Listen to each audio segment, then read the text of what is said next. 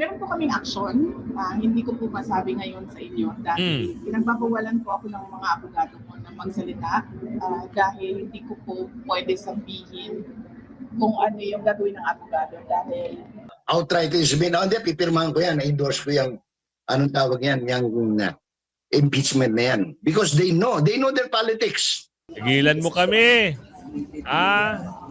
Baka next time, kulungan ka na naman. Well, yes, Yes. not in the context or not in the context of the Chinese. Yes, not in the relative to. Agoy. Ang Malaysia po. Sa intelligence funds, sa tagal ko sa gobyerno, alam ko po, yung mayor, governor, intelligence agencies, police, maski si presidente, pagka po intelligence fund, hindi requirement na ilagay mo yung tunay na pangalan ng mga recipients. Asset yun, intelligence asset. At may ilalagay yung pangalan, expose mo. Kaya nga, submit mo yan in closed envelope sa Commission ng Audit. Naka-seal yan. Yung intelligence fund po, unlike yan any other funds sa ating budget, Makinig ka ha. Oo, yung nagpapanukala na yan yung pwedeng case at yan yung pwedeng i-file. Kasi pinail na yan noon eh. Yan yung issue nila kay BP Sara. Nasupalpal kayo dito kay Congressman Erice. Kaya kung umabot ka sa video natin ito, pakiusap lang natin. Tapusin nyo yung video, i-like and share nyo. At kung bago ka pa lang, huwag mo kalimutan mag-like, share, at subscribe. Hit mo yung bell para meron kang update lagi. Bye-bye!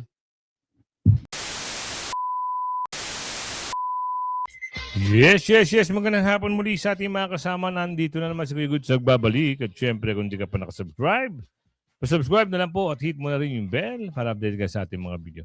Risa Virus, tinablaho ng Dilawan. Salamat naman. Salamat naman at tinabla ka na. Wala na kasi magtitiwala sa'yo. Oo. Kahit kailan, hindi ka na pagkakatiwalaan. At dapat nga sa'yo, hindi na manalo sa 2028 kahit anong posisyon. Dahil wala kayong ibang alam. Kundi batikusin, siraan, si BP Sara. Direct transmittal of BP Duterte impeachment ramps may face challenge. Ano sabi rito? Yung impeachment daw ni BP Sara ay hindi na aabot sa Senado. Mga unggoy! Ano kayo? Kayo gagawa ng batas nyo sarili? Papabagsakin nyo talaga si BP Sara? Kwento nyo sa unggoy. Baka maniwala sa inyo. Pero ang mga taong bayan, wag nyong asarin, wag nyong pikunin. Baka mangyari na naman ang nangyari ng March 12. Yung peaceful rally ng isang religious group. Baka madoble, matriple kung ganyan ang balak nyo. Hindi papaabutin saan? Sa Senado at magdidesisyon kayo basta-basta? Kwento nyo yan sa mga inutil nyo mga kaibigan, kamag-anak at mga tagapaniwala. Balitang may kaugnay kay Madriaga, malalaman sa susunod na araw. Ito na si Madriaga. Lalabas na! Lalabas na talaga sila ito pa si Dilima. Naku po, naghahanap na ng kakampi. Yung mga salot sa bayan, naglalabasan na. Simulan natin dito. Anong kwento rito? Sabi nga ng matatagal ng nakamasid sa politika, minsan sapat na ang isang pirasong tela para gawin props ang konsensya. Isang araw, may temang pakikiisa. Kinabukasan, may temang pagtakbo. Kapag malapit na ang halalan, parang biglang dumarami ang makabuluhang simbolo na may kasamang kamera. Ganoon talaga ang entablado ng politika. Mahusay sa costume change, pero hirap sa consistent na paninindigan. Ibinahagi ni Leila de Lima, Sara Elago, Rene Co, at Risa Ontiveros ang kanilang pagsusuot ng hijab bilang pakikiisa sa mga Muslim sa pagdiriwang ng World Hijab Day 2026, bilang simbolo umano ng pagkilala sa identidad, dignidad, at karapatan ng kababaihang Muslim. Nakikiisa po tayo sa pagdiriwang ng World Hijab Day 2026, celebrating identity. Ako, hindi ho bagay sa inyo. Tingnan niyo hulma ng pagmumukha niyo para kayong binalot na, alam mo yung katsa. Oo, ang papangit nitong mga 'to. Wala kayong sinabi kay VP Sara at saka magagalit sa inyo, ang mga kapatid dahil, ano kayo, nanloloko ba kayo? Kasi kung hindi ho bagay sa inyo, 'wag niyong pagpilitan. Oo, kita niyo pinagtatawanan kayo, 'di ba? Taong bayan ang tumatawa sa inyo. Hindi ho kasi oo, kita niyo, si VP Sara lang gumawa niyan, pero tuwang-tuwa ang taong bayan. Oo, mahal na mahal kasi siya. Kayo ho, dirin-diri ang taong bayan sa inyo. Lalong-lalo niya yung mga style niyo, nagpapanggap kayo, balat kayo, Agus ko. Empowering women, and advancing inclusive growth, aniya ni De Lima. Halata naman na isa ito sa mga galawan ng mga yellows para kahit papaano ay makakuha ng simpatsya mula sa mga Muslim, dahil ang isa dyan ay abot hanggang langit ang pangarap maging susunod na Pangulo ng bansa. Sa katunayan, binigyang linaw ni Senator Risa Hontiveros na hindi niya isinasara ang pinto sa posibilidad ng pakikipag-usap sa mga grupong kaalyado ng administrasyon ni Marcos Jr. para sa 2028 elections. Sa isang press conference nitong ika-9 ng Pebrero taong 2026, sinabi ng senadora na magiging maingat at masinsinan ang magiging pagdedesisyon ng oposisyon sakaling lumapit ang mga pro-Marcos groups. If ever lumapit, yun yung Wala, tablado ka. Hindi ka na makakakuha ng simpatya, hindi ka na makakakuha ng kakampi kasi parehas kayong mababantot. Itong mga taong ito lang yung sisira. Kita nyo naman yung isa. Nasira ang bansa. At ito papalit. Diyos ko po, mahiya-hiya na kayo. Dahil kilala na kayo ng taong bayan, hindi ho kayo mananalo, sabi ni Aling Ledesma. Kahit sa panaginip, hindi kayo iboboto ng tao. Dahil napipiko na sa mga pinagagawa nyo. Ano ba yung nangyari sa'yo sa PhilHealth Fund? Di ba nagkaroon ka ng problema doon? Hindi mo maipaliwanag. Ito naman si Bungit-ngit sa flood control nagka-issue. Magtatandem pa kayo? Ha? At yung takakamping, nananahimik, idadamay nyo pa sa mga wala kang kakwenta-kwentang kampihan. Tandaan nyo ito sasabihin sa iyo ni Aling Ledesma, makinig ka. Sasayangin mo lang ang pera mo sa 2028 kung sasakaling tatakbo ka. Dahil hindi ho kayo aabante. Mahiya ho kayo. Taong bayan, pag naningil sa iyo ang taong bayan, baka wala kayong kahit 2% ng boto, hindi kayo makakuha. Naging subject ng matinding pag-iisip at pag-uusap sa hanay namin kasi nga because of the very different histories. Ang pahayag ni Hontiveros ay lumabas kasabay ng maagang paghahanda ng oposisyon para sa 2028 national elections. Nauna na rin niyang sinabi na bukas siyang tumakbo bilang Pangulo o Vice President kung ito ang magiging desisyon ng United Opposition. Kung hindi uubra ang pagiging Pangulo ni Risa Hontiveros, magba-Vice-Presidente na lang daw siya. Tapos pag Vice-Presidente na siya Namili ay ka pa. Ano ka? Kung gusto mo, hindi pwede. Pag hindi ka Pangulo, hindi ka busy, wala ka na. Tsapera ka na, tandaan mo Hindi ka makakapasok ng senador ulit dahil hindi na kayo mananalo. Tandaan mo, nangyari na yan doon sa isang triling na may salpak sa utak. Di ba? Kahit anong posisyon, hindi na nanalo. Ganyan ang mangyayari sa inyo, tandaan nyo yan. Posible, dahil asar na asar sa inyo ang taong bayan. papa-impeach niya ang Pangulong mananalo. Gayunman, mukhang pati ang mga kaalyado ni Risa sa Yellow ang kumbinsidong si Vice President Sara Duterte pa rin ang susunod na presidente. Naniniwala kasi si dating Senate President Franklin Drilon na si Vice President Sara Duterte ang kasalukuyang pinakamalakas na posibleng kandidato sa halalan sa 2028. Tama! Sa kanyang Kita nyo si Boy Tulog, alam na alam, di ba? Kaya makinig kayo kay Boy Tulog. Makinig kayo kay Boy Tulog dahil hindi kayo mananalo kay Bibi Sara. Mahihirapan kayo. 'Di ba? Alam ng maraming mga political analysts ang nagsasabi, mahihirapan kayo sa 2028. Kahit sino pa ang ipangtapat nyo kay Bibi Sara o ibabalandra lang kayo. Tuloy mo, Boy Tulog. Suri sa political landscape, sinabi ni Drilon, let's face it, Sara Duterte is the strongest candidate insofar as 2028 is concerned. Ayon sa kanya, may malinaw na bentahe ang Vice-Presidente sa suporta ng publiko at sa lawak ng kanyang impluwensya sa politika. Gayunman, iginiit din ni Drilon na mahalaga ang pagkakaisa ng oposisyon at mga grupong hindi kaalyado ng kasalukuyang administrasyon. Mm. Aniya, kung nais nilang magkaroon ng tunay na laban sa 2028, kailangan nilang magkaisa sa iisang kandidato. Samantala, ang isyong ito ay binigyan naman ng Diyos komento ko ni po, yung pilingera nagsuot ng green, no? Diyos ko, hindi ko bagay. Hindi bagay. Nakakairita ka. Oo, ito pang isang busangot na, traitor. Traitor, bakit sinabi traitor? Ikaw ba naman yung dating presidente, na nagpalibing sa tatay? Traitor, ando, pinadala sa dahig si Tatay Digong. Hindi ba traitor ang tawag doon? Si Tatay Digong lang ang nakagawa na makapagpalibing dito sa tatay nito, ginawan pa ng kwento. Diyos ko po, hindi na kayo nahiya sa, sa bagay. Oo, sabi nga daw, nabubulok na. Ang alin? Naku po, alin na nabubulok? Meron na huraw sa tiyan. Alin na naman? Abangan natin kasi merong bumabalita. Mas maganda pa raw aminin nila kung hindi kaya. Kasi kung hindi kaya, mas maganda alam na ng taong bayan. At si BP Sara na ang uupo.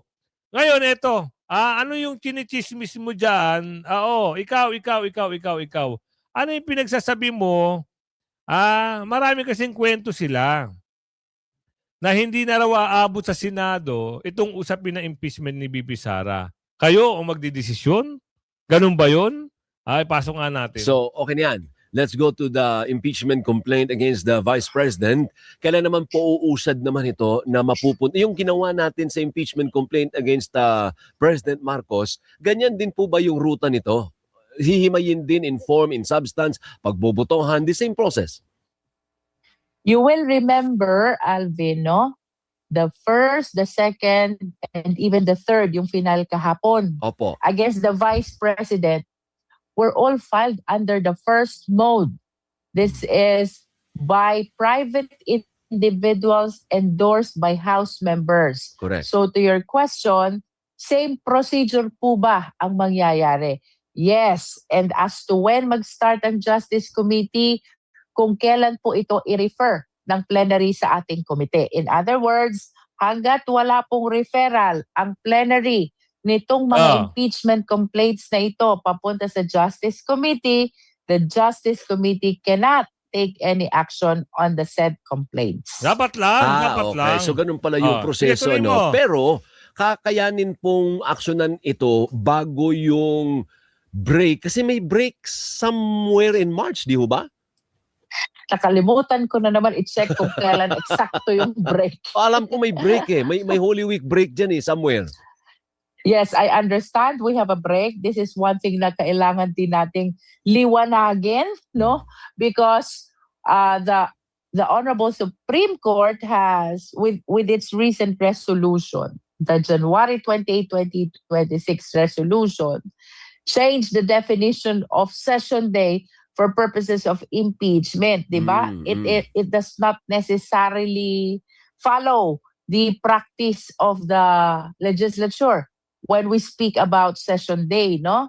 Under the new definition, session day is equivalent to a calendar day so long as the House of Representatives holds session. Ang Ngayon, kung ang kwento nyo dyan, wait lang. May panibagong video kasi. Kung ang kwento nyo dyan, usapin nyo dyan na ipaparehas dito kay Bongit, iparehas nyo rin na binasura at babasura lang. Huwag niyong papaandara ng taong bayan na kay Bongit ay nabasura at ipagpipilitan ng mga ulupong at manggagantyong mga congressman na pagkaisahan na naman si BP Sara at ma-impeach si BP Sara. Huwag ganun. At kung sinasabi naman na hindi na paaabutin sa Senado at magagawa na ng kwento, pwede ba yun? Marunong pa kayo sa marunong. Galingan nyo na lang, ganito na lang. Para naman maging fair. Lumaban ng tapat, lumaban ng maayos, lumaban at talunin si BP Sara kung talagang mahal kayo ng taong bayan. Kung hindi naman, di nakakaawa kayo kasi pinagpipilitan nyo yung sarili nyo, lalong-lalo na yung mga amo nyo na sila naman ang salot sa bayan at sila yung mga nagnakaw sa mali-malitang basura na sinabi ni Saldico. Ano ba ang paliwanag ang kailangan ipaliwanag? Di ba? Kailangan makulong ang dapat makulong. Imbestigahan ang dapat maimbestigahan. Ang problema, Nako po, wala sila. Kahit patawag, wala. So nagbunyi pa si Balulong, pumunta pa sa kamera. Kapal lampis. Balitang may kaugnayan kay Madriaga. Ito gagamitin nila. Isa ito sa gagamitin nila laban kay BP Sara. Yung statement ni Madriaga na akala mo ay tunay, sabi ko nga sa inyo, pagdating sa husgado yan, hindi ho paniniwalaan kasi lahat yan hearsay lang. Pasok. Vice President Sara Duterte na kumikilos na ang kanyang defense team kaugnay ng mga naging pahayag ni Ramil Madriaga. Bagamat hindi nagbigay ng detalye ang vice-presidente kung paano siya dedepensahan ng kanyang mga abogado. Sinabi nitong asahan ang paglabas ng kaugnay na impormasyon sa mga susunod na araw.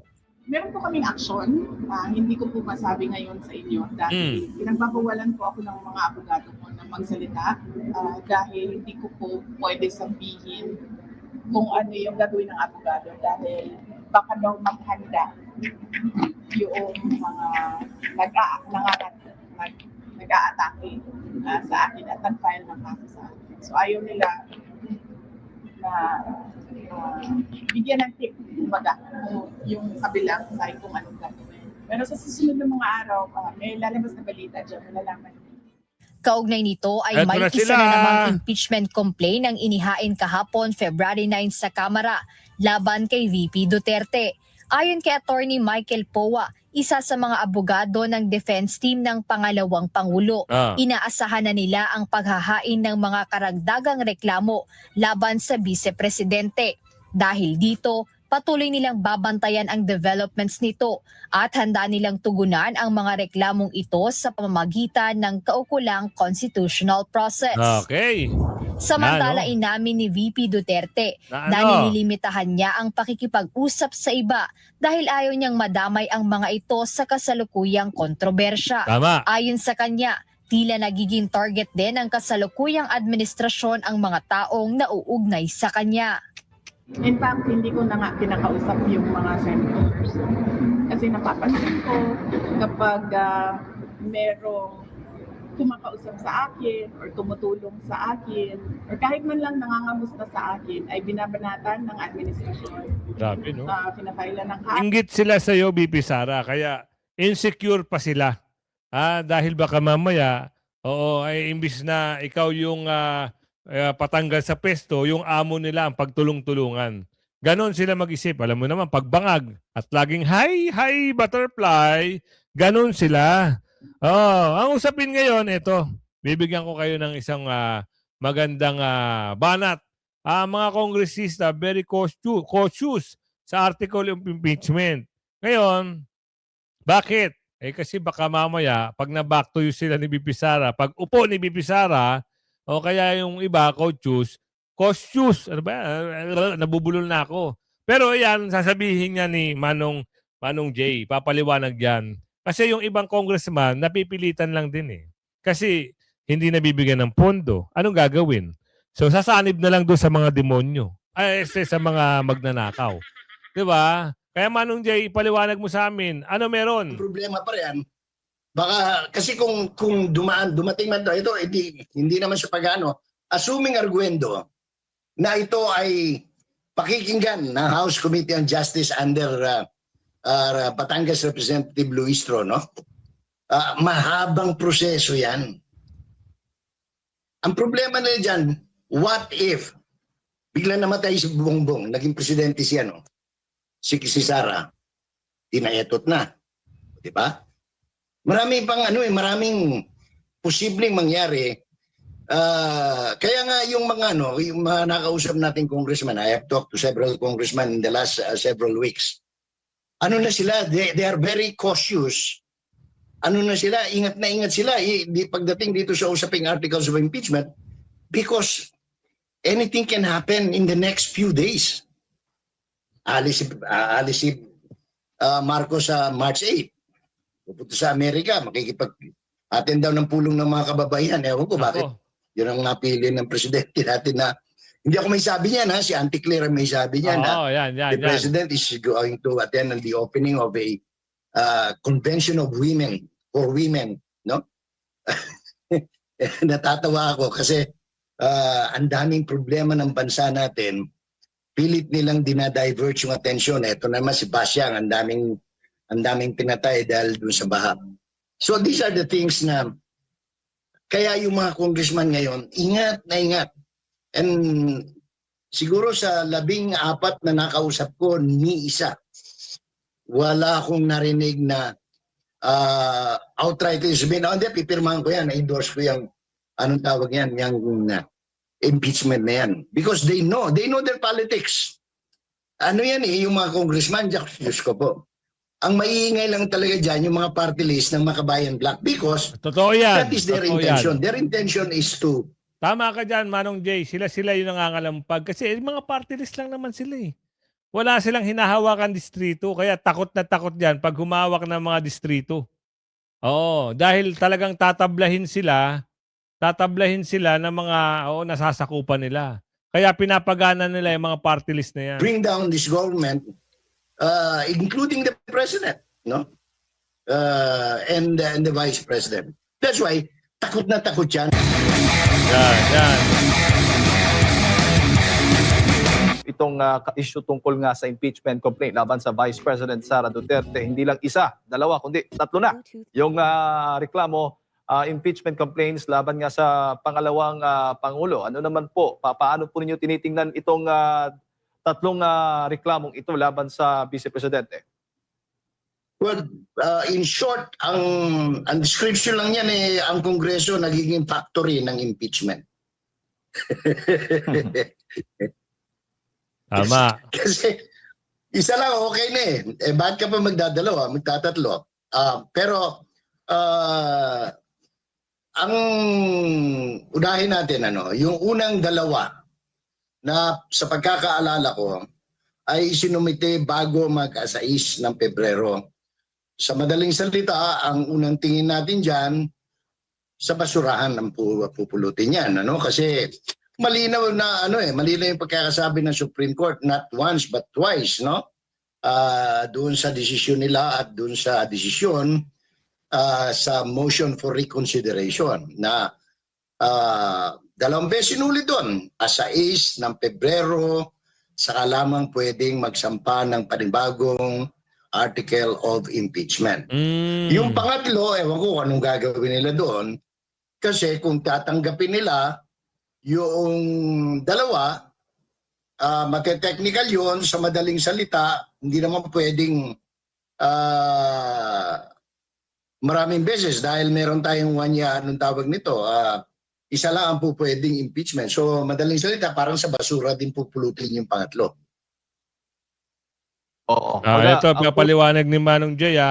Hindi na tayo basta-basta mag-reaction o maraming pa sasabi. Mas maganda si Manong Jay. Alam niya yung mga proseso ng impeachment eh. Diba? Daldal mo talaga, Kuya Guy. Una is mula sa mga makakaliwa at itong pangalawa, civil society group at yung pangatlo naman, yung huli, yung mula daw sa religious organization. Pero dito ba sa tatlong complaints na ito, yung mga argumento po nila, paano po nyo tinitingnan yung pagkukumpara po ninyo dito nga sa tatlong complaints na ito na inihain nga nitong tatlong grupo na nagreklamo nga laban sa Vice President? Paulit-ulit lang eh. Wala namang binago.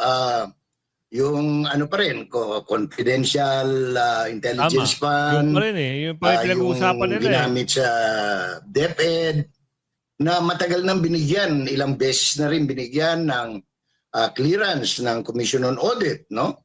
So, hindi natin mapagwari. Ngayon yung pangatlo, I understand, mula sa isang teacher, no? Teacher Kuno. Yan si Teacher Kuno, na taga Mountain. Na bumaba ng syudad at para manggulo dyan sa Kamara.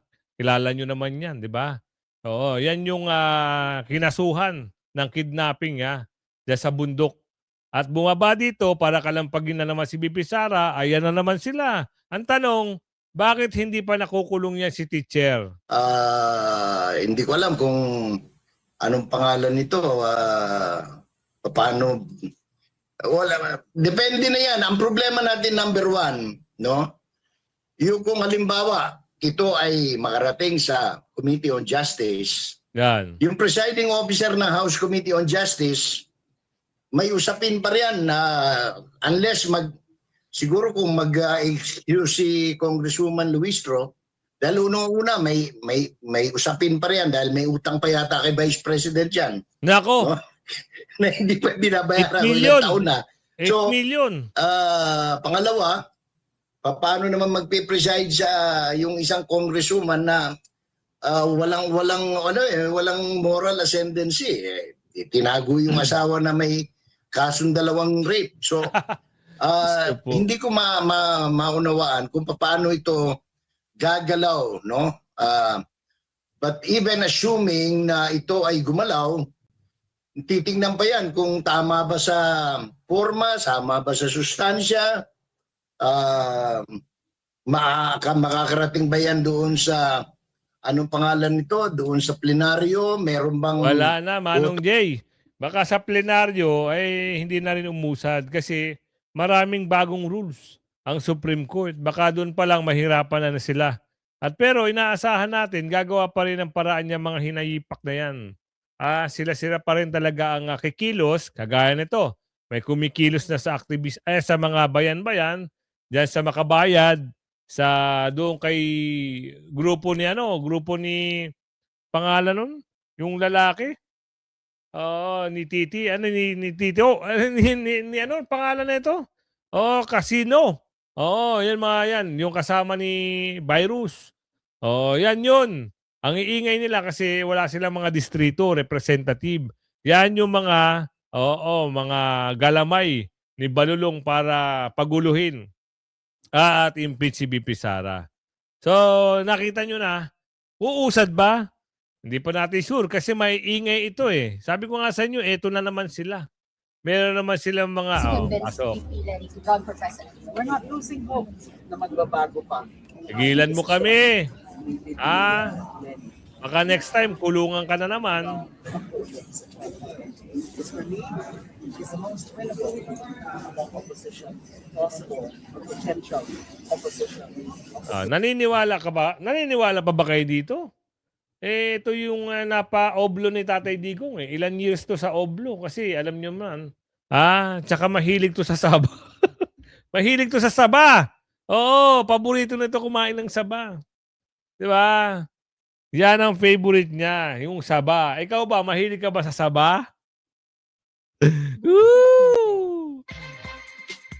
Basta saba, yan ang kinahihiligan niya. So mapunta tayo dito. Anong isa pinto? Parang nagmukhang anga-anga itong si Kiko. Parang pinagmukhang tanga ni Senador Alan. Alamin natin dito. Mr. President, inside our EEZ, sino ang pinakamaraming reclamation? Pinagmukhang tanga Right talaga now, eh. it is, as I'm made to understand, it is Vietnam. Okay. Sinong pangalawa?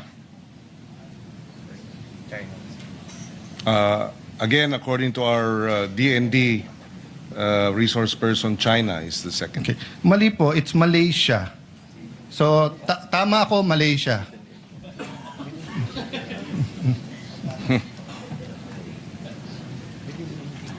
Kasi, Malaysia has 5.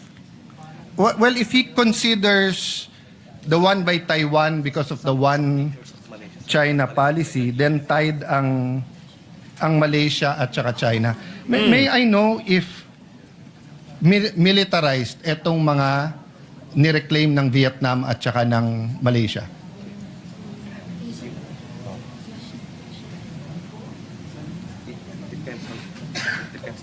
Wala na. Ayan na, nagtanong na. Yung sa Vietnam, they are also military.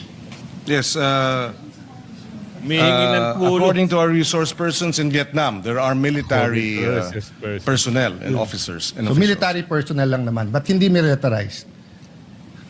Well, yes, he Yes. not in the context or not. In the context of the Chinese. Yes, not in the relative to. Agoy. Ang Malaysia po. Sa Malaysia, sir, may military and then they also pay. Mahirap pag walang alam. Nagmumukha similar. kang tanga. They have the military, but they also have civilianized islands, Mr. President. Hirap pag walang knowledge, Nagmumukha siyang tanga, oh. At sa hindi pa sabing military. Isa-isa pictures. Yeah. Nagtatanong sa likod. It's part of the So, doing national. Sige, turuan nyo. Yung amo nyong anga. Mr. President, I'm looking for the pictures but I don't know kung hindi lang authorized ang representative nyo sa DND. Ang features ng Vietnam at Malaysia are may missile silos, may military ships, may radars.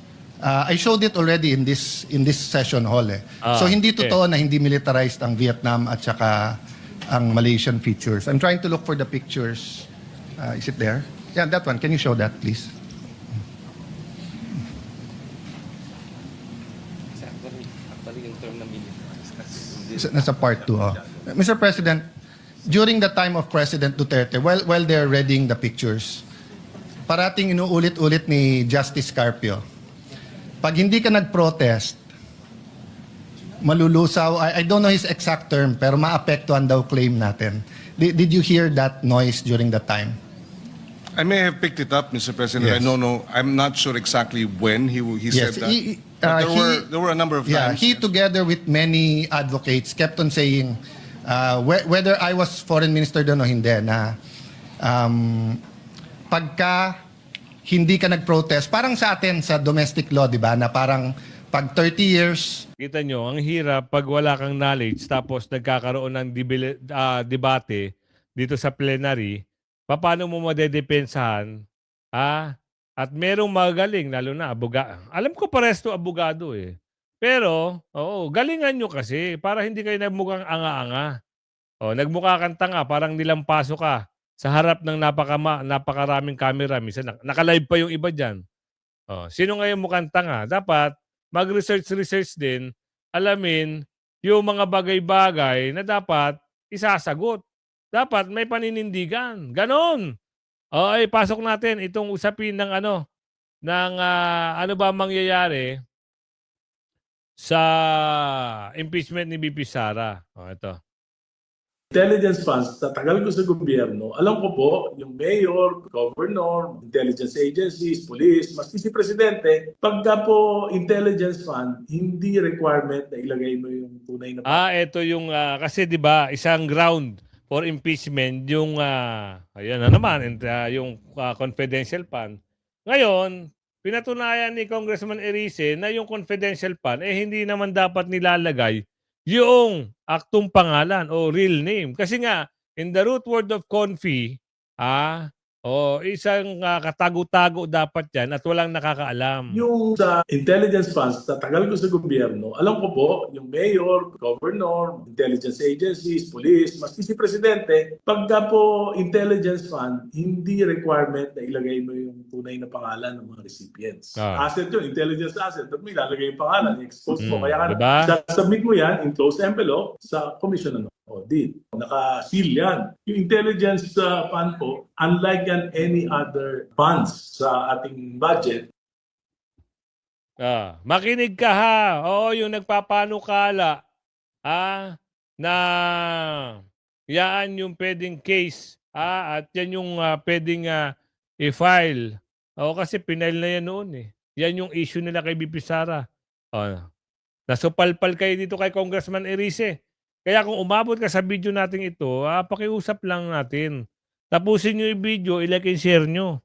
At kung bago ka pa lang, huwag mo kalimutan mag-like, share, at subscribe. Hit mo yung bell para meron kang update lagi.